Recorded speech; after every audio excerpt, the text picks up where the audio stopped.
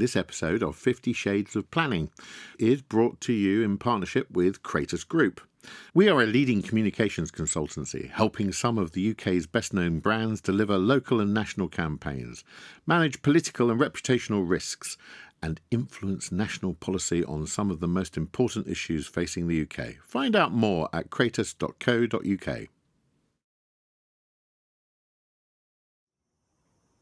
Hello viewers, Sam Stafford here, reporting, because planning doesn't take a vacation, from the Spanish town of Nerja.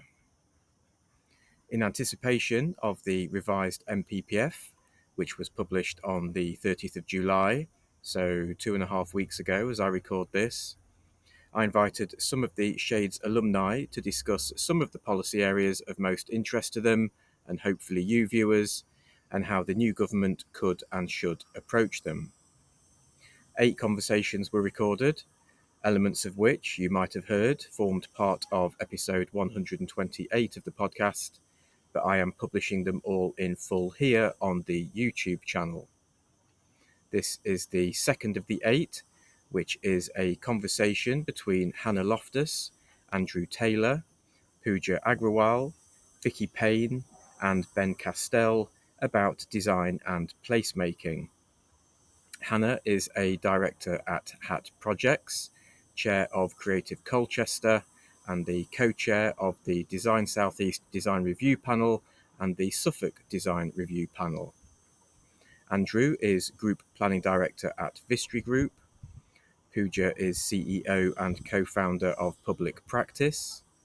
Vicky is an associate at Jas Bhalla Works and an independent consultant, and as you will see, Vicky's camera was not playing ball on the day this was recorded, and Ben is a director at AECOM.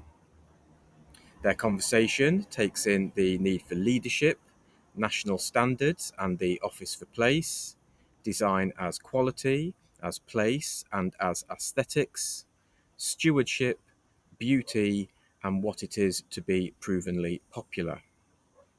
Enjoy. We've come together to talk about the emerging labour agenda, or maybe the things that should be on the labour agenda regarding placemaking and design of new development. And I suppose I maybe would like to just kick off by saying, there's sometimes a little bit of a tendency, isn't there, to think about design and placemaking as kind of the thing that comes after some of the strategic planning decisions.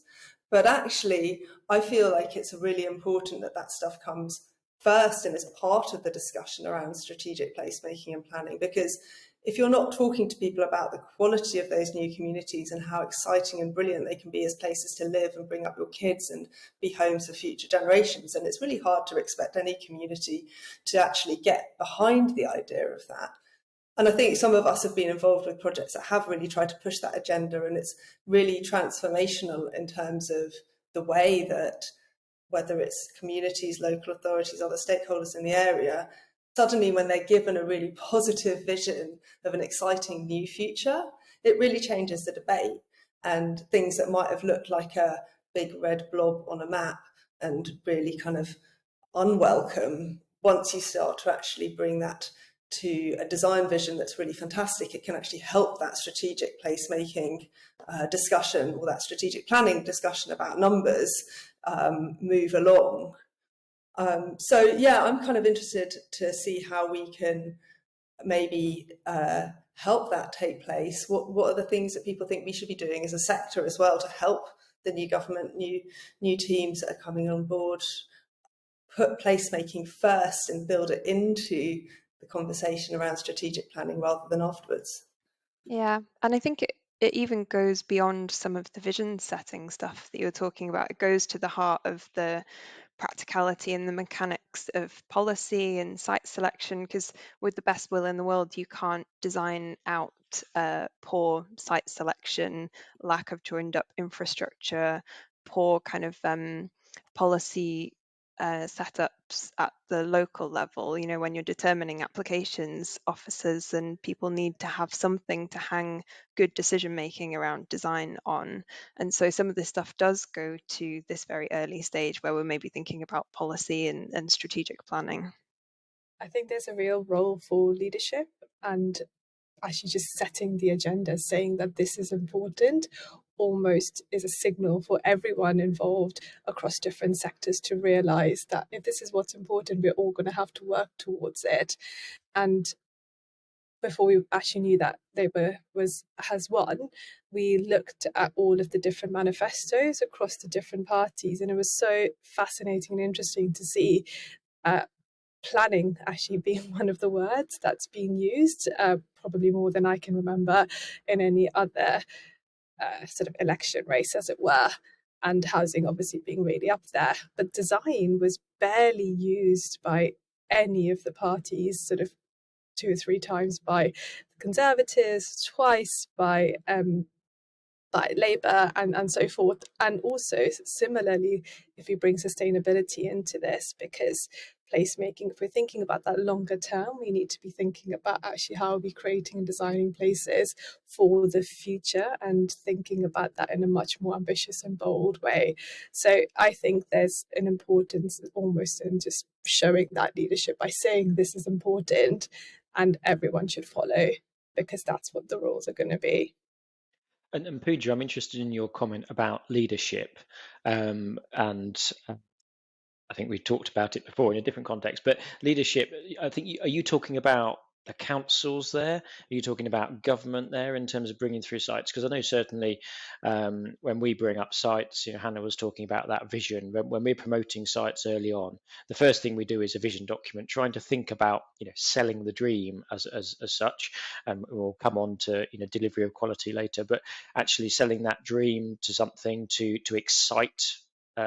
Well, perhaps not the local population always, but excite the council leadership, talk about the things we can provide. But actually with design and some of the holistic stuff we'll be talking about in terms of design codes, that's actually about the council officers and leadership having that role, isn't it? Absolutely. I think it comes from every single aspect. So firstly, if it is a political agenda for Labour, I think that would be really helpful for everyone to know, right, this is important, this is on the cards, and to sort of line up after that. And that then follows to government national bodies, whether that's DLUC, I was going to say, but obviously MOCLG, and say Homes England, or even other national bodies. And then obviously all of local authorities and local government, and having sort of chief execs and heads of and directors sort of knowing that design, placemaking, the place-based approach is what I would probably call it, is really important. And then again, everything sort of follows from that. And for me, there's a sort of fundamental shift, therefore, that's required around culture and ways of working and ambition for local authorities. And we're touching on that a little bit around the capacity and skills, but we can talk lots about the numbers of people we need to bring in, but actually it's about what the role of the sector, the state is, and being sort of ambitious and asking for more. And then, like good developers will understand that that's what's on the cards and will shape their agenda accordingly. I also think there's something around designers themselves being part of that leadership and being part of that vision setting. The people who actually have the skills, and we have some absolutely fantastic architects and designers in the country who do really, really kind of groundbreaking work here and abroad to make places that are really beautiful, are really sustainable, are going beyond sustainable to be regenerative, genuinely regenerative of environments. And, we've sort of talked a bit, haven't we, a lot about sort of 97 and what happened with the previous Labour administration. And obviously at the time we had people like Richard Rogers really in the heart of government, advocating and talking about not just how do we actually get the numbers and the housing that we need, but also a completely new vision of place that could get people excited at the time, and which responded to the challenges of then. Now, those are not the challenges of now. We've got a very different set of challenges. But, I would really love to also see Labour inviting in some of the best, the Sterling Prize winning architects that we have that have worked on housing, some of the real best leaders in our industry who know how to get this stuff actually designed and built. Because sometimes there is a little bit of a disconnect between the kind of high level vision and the placemaking and, okay, but, we still need to accommodate all of the practical stuff. And the great thing about architects is that they know how to bridge that gap a lot of the time, the best of them do, without losing that design vision. And sometimes that's hard for planners and people who haven't had that practical experience of designing on the ground to actually kind of do. I think that I think there is a whole army of designers, including spatial planners out there who are ready to step up to the plate on this. But at the moment, I can't see where the forum for them to do that is. So something, some kind of structure needs to be created. Obviously, the Office for Place is in place at the moment, and I think for whatever reason, those people feel they can't use that as a conduit, or that isn't being used as a conduit for this much broader, forward-thinking, at least, visioning stuff.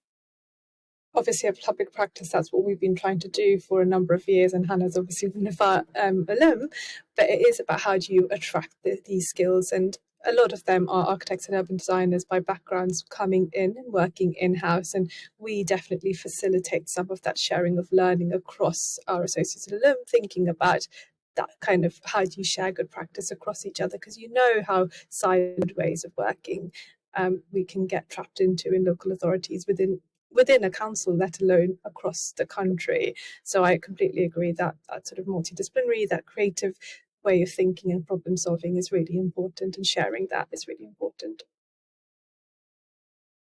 I guess the resourcing is a huge part of this, because even purely on the planning side, they've said, 300 planners, which once you split it out across the whole country, it is not that many.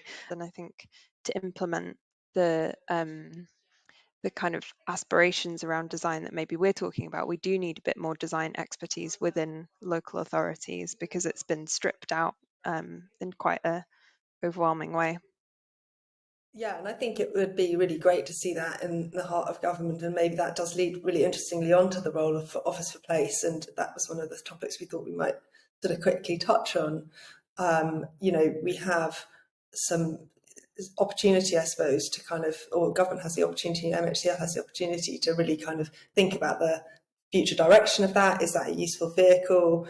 Who should be involved with it? I know that they've sort of put some of the recruitment, haven't they, on hold in terms of board and chair and so forth till after the election. So maybe there's something really interesting there. Any thoughts? I think it's definitely correct that there is something like the Office for Place. Some of us were involved in CABE, which I know the Office for Place are always very careful not to mention that ever existed. But it's the difference, I think, with what CABE are doing and what the Office for Place are doing is the breadth and the depth, because CABE had a lot of people, many more than Office for Place does. But Office for Place it's focusing its activities, at least for now, on the promotion of design codes, area-wide design codes, and an area-wide design code may well be, it is surely part of the toolkit, but it's there's so much more that something like an organisation promoting design quality should be doing.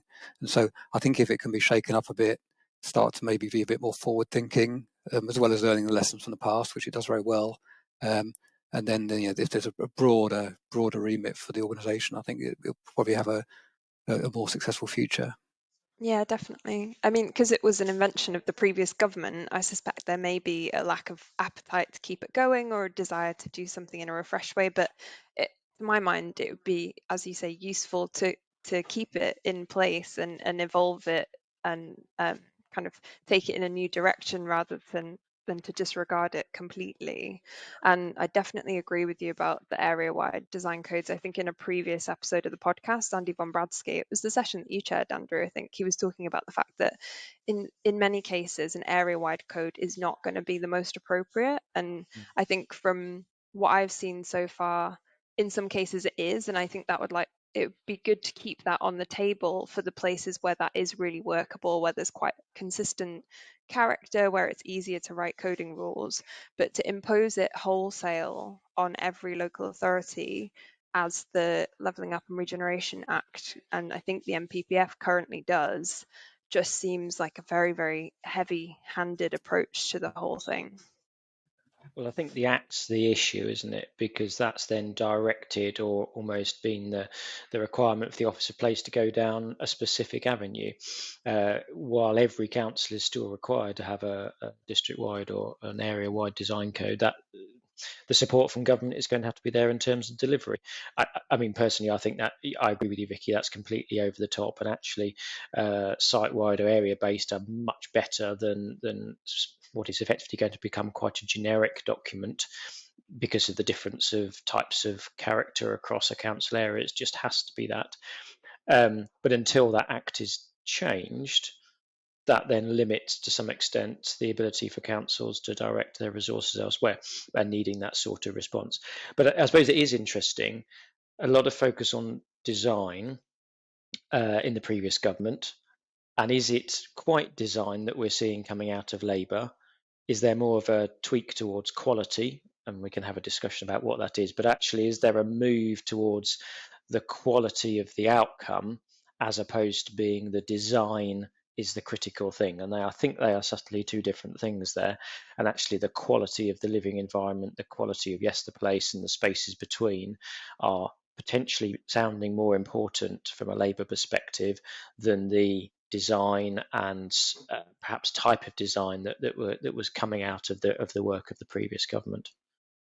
So, you know, I think that's one of the really interesting things, isn't it, by what people mean by design? Because I hear what you're saying, and I think in a way what you're saying is design as aesthetics, and then there's a difference between design as actually that holistic kind of product, if you like, that works really well from a climate, from an accessibility, from an equalities perspective, and all of the other bits, which I think to many designers is actually what they feel like it, you know, the aesthetics is quite, you know, not secondary. It's really important that things are really beautiful, but there are many different forms of beauty out there. Just to pick up though, Vicky, on your point, and Andrew, your point around the legislation, I'm not sure, because I think that the LURA doesn't state what needs to be in an authority-wide design code. It, you know, it says you should have one, but it doesn't say that it has to cover everything, and it doesn't have to cover everything in the same level of detail. And the one thing we haven't talked about are the national development management policies or other things that might come in, which could actually really help streamline the system. And I don't think I'm alone. I've lots of colleagues in the sector really would love to see a strong set of national design standards. We already got national space standards for, you know, room sizes in homes and things like that, or dwelling sizes in homes and things like that. Better national standards that are applicable across the whole country would free up an awful lot of resource within local authorities, which are currently tied up in debating whether a garden of 40 metres squared or 50 metres squared is the right size, or whether a back-to-back distance of 12 or 16 or 18 metres is the right back-to-back distance. Actually, if we could have a better structure at national level, then we could focus on the really locally place specific things. And that might be a much more streamlined way of getting that really good quality design through the system. It's not necessarily incompatible with their growth agenda either. I did a kind of thought piece about how national development management policies could be used to codify some standards around density and accessibility to public transport links. So I think where previously maybe Labour have seen the design agenda as something that could be at odds with delivering that 1.5 million homes number, it can actually be an enabling thing, especially around the density conversation, because there's nothing urban designers love more than density and critical mass. And that's kind of, you know, it's a positive design thing, and then it's a positive thing in terms of addressing the housing crisis as well. I think this also comes back to the old top-down versus bottom-up argument, because I think we've all talked about there needs to be some kind of strategic design, even national design policy, which I'd agree with to an extent. Well, I'd agree with. I guess building for life and building for a healthy life kind of filled the gap in a way over the last 15 or 20 years on that front. But if there can be more in policy, but at the same time, there have been, I guess, the story of plan making over the last period has been neighbourhood planning, and there have been groups around the country defining their own design guidance, design codes, bottom up, which I think works if it's, you know, within a certain set of parameters, can work very well. Obviously, there's the scale at which you can define, as Andrew said, you can't define character at a local authority wide scale, but you can do it at the neighbourhood scale or the village scale, or the block scale. But again, it's a question of where the top down and the bottom up come together, and how realistic it is in the new world of Labour planning. And as you say, we don't really know what's going to happen on that front because they've said very little about it. Yeah, and Hannah, I'm interested in your point that you just made in terms of the Act doesn't specify what it is. You could end up, and perhaps this would be interesting as a test, a district-wide design code that focuses on 5 key things and then 2 specific areas or something like that. And actually you get the very high level structure of what is being looked for across the district, but then the site wide areas which could well pick up Ben's comment, in terms of the bottom up, how it picks up how you work with that and almost structure it so you've got one document that does both things and pulls in that local engagement at the same time. And I think when we're working on design codes with local authorities, we're really trying to encourage them to focus. But one of the anxieties that I hear from those local authorities and local members is, well, if we don't cover everything, then there's a sort of a vacuum between the NPPF and our local design code, which isn't filled. And that's where I think the national development standards or development management policies, I'd prefer them to be seen as standards rather than policies, so they're just really, really clear for everybody to use, would give, I think, a lot of comfort to the local authorities that certain baseline matters are fully covered in a very kind of yes, no, tick box way at a national level. And I'm sure, Andrew, as a national developer, you would welcome not having to, to negotiate a lot of this stuff on a local authority by local authority basis. It's incredibly confusing to have this plethora of different standards across the whole country. It makes, your job a lot harder.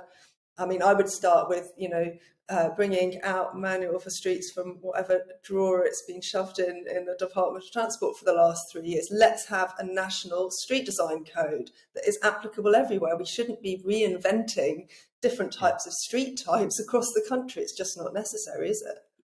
Your point on consistency is absolutely spot on. And that, I'd argue, it's not just for major developers, it's for SMEs as well. Them knowing what they're required to do and having that clear really early on is as important for the SME as it is for the major developer. Yes, we're crossing boundaries possibly more than some of the SMEs, but it's as equally important to all scales of development. And having that clearly set out, whether that's in building regulations, whether it's in national development management policy, using that phrase, or in that level, that then provides no question, no discussion about that in terms of that delivery. Go on, Pooja. The sort of the balance and tension between the standardization and how do you create something that's just not uber generic, right? That's basically very basic, good urban design principles versus working in a much more specific place-based approach of understanding what's important. And for me, this goes back a little bit to Andrew's point earlier around outcomes versus, what is design, and leaning on your point earlier, Hannah, right, about design is almost that process, right? It's understanding how you solve a problem in a creative way, and it's that creativity that's important to me. So whether we think about creating these standards, how do we make sure that they're not super generic, I suppose, is my challenge to you. And for me, I'll always bring it back to that kind of skills and capacity. If you have officers who feel really confident about what good urban design is, and actually we're dealing with the consent-based planning system, right? You want your local authority to understand what's important for them as well. So how do you find that right balance for Andrew, sort of negotiating with different local authorities where different things are important, understandably, because for different communities and different places, that should be different, versus creating something so generic that it is just a tick box exercise. Between the box that is the house to some extent in terms of the internal configuration and the sizes and things like that, and to some extent how you put those boxes on that plan in terms of the space in between, which can be very different in terms of the different character areas within that area, and then the materials, what you wrap that box in to some extent.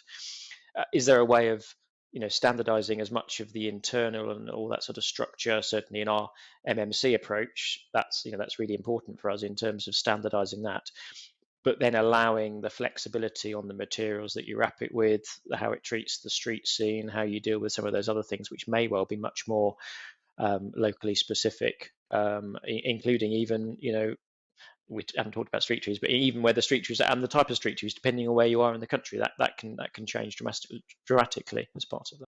A tension between that kind of urban, rural, town approach, right, versus where you sort of have this identikit approach, which perhaps I would probably find less appealing, but for some other people, in the country, that is actually what they want, and that's the kind of balance you find. But Hannah, to your point about architects, I think it's only 6 or 7% of housing that's delivered is actually has architects working on it, versus I think it's about 25% are identikit models. So I kind of agree and also disagree with you, Andrew, about depending on the context, right? If you're working in a much more dense site, actually how you respond to something would be different in different places, because there's so much more context versus a much more open rural, or, if we're talking about new towns, which I know is going to be talked about differently, how does that feel different again?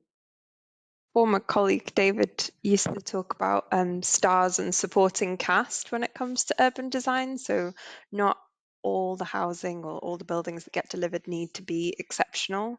And I think if we can work with the way the majority of housing is delivered, which is the kind of volume house builder model, and improve that and raise the baseline at the same time as maybe having more of those exceptional schemes, more of those smaller builders, enabling kind of things like co-housing schemes and that kind of stuff.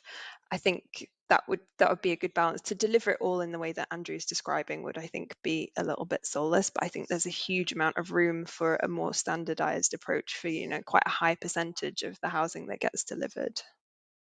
And I think to put like a challenge down to the standardization, when we look back at some of our most loved typologies of houses, they're pretty standardized. The Victorian or Edwardian terrace is kind of the same up and down the country, and it has these subtle local inflections that come from topography, some of the kind of climatic issues and the availability of materials in different parts of the country, but also, as you're saying, the landscape. So I do think that I think it's a really interesting one to say, what is it that gives quality of place? And the answer is definitely not the same everywhere. But we do also, the big challenges now, climate, biodiversity collapse, these are really big landscape scale issues and questions. And this is where the placemaking vision, to me, needs to be really stepping beyond just, is it made of brick or are the windows in a vertical or a horizontal proportion, to actually, are these homes going to overheat in summers? Is our rainfall being dealt with adequately? How do we encourage the most biodiverse, wildlife-friendly landscape planting, et cetera, around the homes? These really exciting things. And when you talk to communities about stuff like that, they get really excited about it. They get really excited about the idea that actually, your landscape isn't just some sterile piece of grass. It is mown to a shred every 5 minutes, during the summer months, that actually you're giving people houses that are going to be really comfortable to live in. There was a brilliant photo that I saw the other day of a picture that someone had put up in a block of flats, a poster which said, "Don't buy these flats, they get too hot." This is not great design. This is not great placemaking. We need to be really sort of, I think, moving the agenda on from just looks and feel to that holistic idea of what makes an amazing place to bring up your kids. Walk, cycle, enjoy nature, have that health and well-being, all of those kind of wider things, which I think have gotten slightly pushed out over the last few years in the name of either it's just about the numbers and the health and well-being and the placemaking doesn't matter, it's just about the numbers, or it's just about the kind of aesthetics. And both of those to me feel quite reductive. Neither of them are really saying, if I'm buying my first home, or if I'm retiring and I'm looking forward to a long and healthy retirement and I'm downsizing, what kind of community do I want to live in? How green is that going to be? How friendly is it going to be to live in? How easy is it going to be for me to get around once I'm no longer mobile? These are these really, really big kind of structural questions, aren't they? Well, I think we know how to do it. And, there are enough examples around of it being done well. Including by volume house builders. We also know where we go wrong, because the housing design audits that were done 25 years ago and the ones that were done 5 years ago by Matthew Carmona most recently came to the same conclusions, essentially, which is where design falls down is the thing you mentioned, Hannah, about the manual for streets. It's about getting to sites, accommodating the car, connecting places up, promoting sustainable travel choices, and none of that's to do with the specifics of what brick you're using or what a place looks like. And it's probably the largest signifier of how energy intensive or sustainable the place is going to be. So I was also going to say that it's 20 years now since we were working on the first manual for streets. I think it's about 5 years, since the review started. The Sunday Times reported at the start of last year that there was a draft out there, and I think it obviously got locked away because of the culture wars and trying to make 20 mile an hour in urban areas an election issue, which probably didn't go down particularly well as it turned out. But if I was the Labour government, well, if I was the government now, I think the first thing I would do is get out that manual for streets and get it out there. And the difference this time is do whatever you can to make it mandatory, if that's the right word. Because people, it was guidance. People could ignore it. I mean, we were lucky it exists, of course, at all, because it was the only one that survived the Eric Pickles bonfire of the planning guidance in 2012, I think was that. So it's still there, it's still on the books, but and those authorities that want to use it can do. But let's get the new one out and let's make sure that people have to use it. When we were working on the National Model Design Code and we were talking to various stakeholders within the department, they were like, oh yeah, well, so we're obviously working on an update to Manual for Streets. It's going to come out shortly after the National Model Design Code, and they're going to work as a cohesive thing. And yeah, so I think there's probably draft work rattling around in there somewhere. And I think there's more than that. I think there's a draft ready to be issued. Yeah. Yeah, that's what I've heard too. And I think, Angela Rayner, if you're listening, please just pull that out of the drawer and get it out there into the wild. We desperately need that, and it will make a huge difference. We've started talking about how to ensure we deliver that quality and the long-term sort of value of design in place. And I obviously need to come back on Vicky's challenge on soulless development. But I think from a house builder perspective, as the only volume house builder to have won the Sterling Prize, I think that actually the thinking about the long-term value of our place that we create is really important. It's important to us when we're selling to purchasers. It's important when we're delivering in partnership with housing associations or the private rented sector. For us, that long-term relationship with the housing association, private rented sector, and their focus on ensuring that the asset that they purchase is a quality product so that they don't have to keep maintaining it and changing it. The value is maintained into the future, and people want to live there. Certainly on the PRS side, this is all about attracting people to a place and those people wanting to stay there for a long time, so you don't have the turnover and voids. I mean, one, that's great for creating community, but two, that's great in terms of their business model. So for us as a developer, actually that long-term nature of place is really important. We're only as good as the last, show home, as in a whole site that we've developed and taken to the market, whichever market that is. And we will want to take people back, whether that's landowners who we're trying to talk to or councils we're working in partnership. We want to take people back to those places to show what we can do, how things mature over time, and the community that creates. Now, there's only there's elements of that we can control as a developer, and others that the local community and moving in or the existing community need to come forward and help to develop, because at one stage we will step away. But for us, having those clear standards that are set, whether that's in building regulations or national design codes or the local design guides, really helps to solidify what we need to do early on, so it's all clear. Yes, keep us to the benchmarks that are set to make sure we are actually, from the planning permission to on site, and the delivery that quality is maintained. But we haven't talked about, and we haven't got enough time, the stewardship, the ongoing maintenance, all that sort of stuff needs to be thought about right early on. And actually that's as important in terms of that design process. Certainly when we're talking about handing spaces over or the dwellings over to councils, housing associations, private rented sector, they need to understand how to make that place a place, as opposed to just a series of boxes that have a bit of grass or trees in between them. And actually it's that lived experience which will actually make places much nicer places to live than actually just the design process that's gone through. So I think we need to work together with the new government, but we are looking for the government to set some of those structure and standards in place, aren't we, to help us deliver for the long term. I'm just going to just try and summarise that in what I think an interesting challenge is, therefore, for the Labour government. I think trying to see this place and placemaking agenda part of their fairness agenda, that actually good quality places good quality places means a fairer, better quality of life for everyone.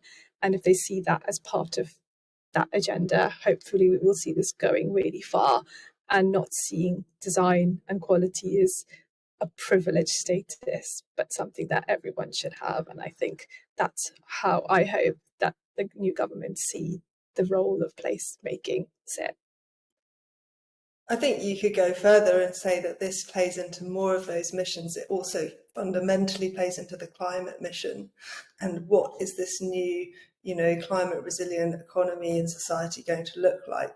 And that's what's so fascinating, isn't it? And why we all love working in place, is because actually place is the thing that brings together so many different facets of outcomes, more wider social outcomes, environmental outcomes, deprivation, education, all sorts of things come together.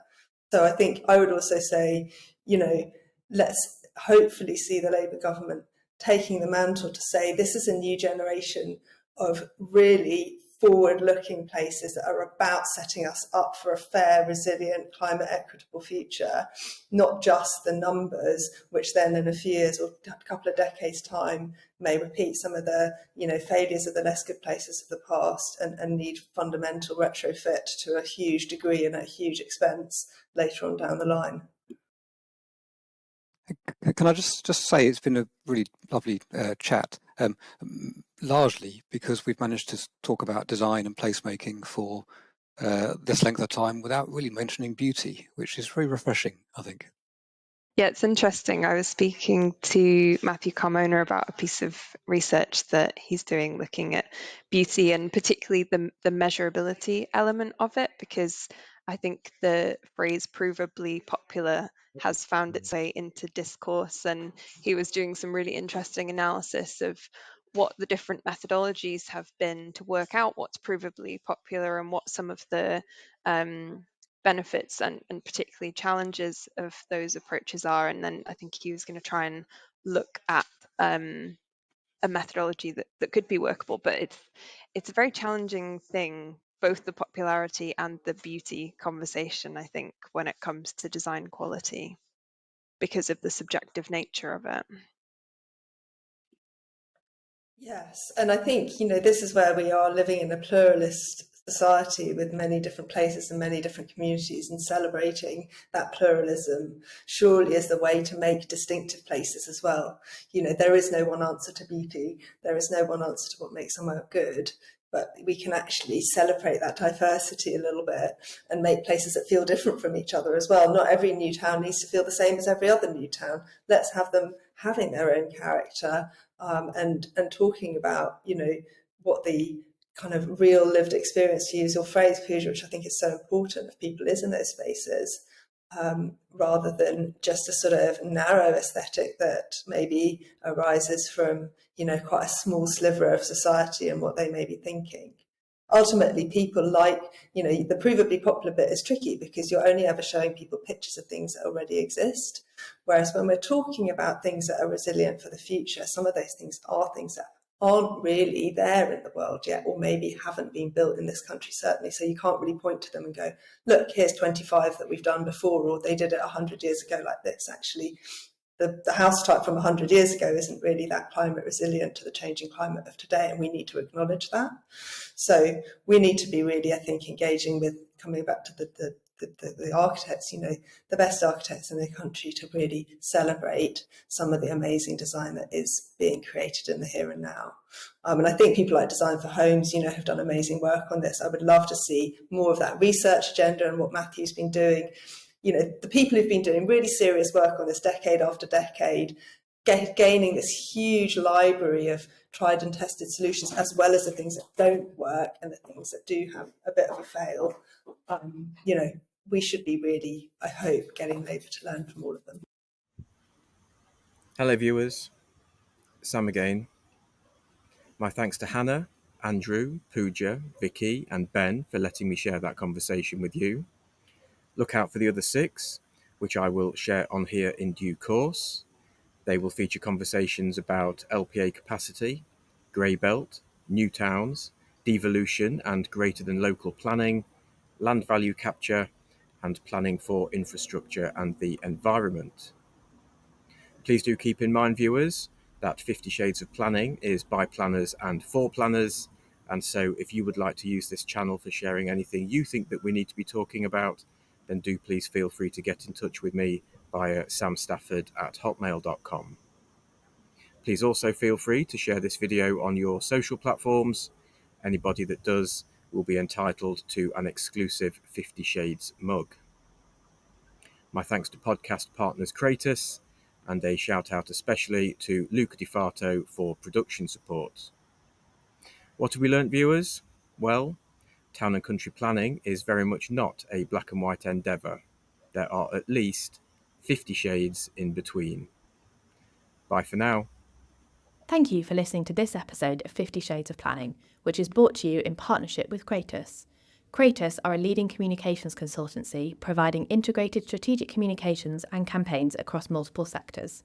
We have helped some of the UK's best-known brands deliver local and national campaigns, manage political and reputational risks, and influence national policy on some of the most important issues facing the UK. We are more than an agency, we are change makers. Find out more at creatus.co.uk.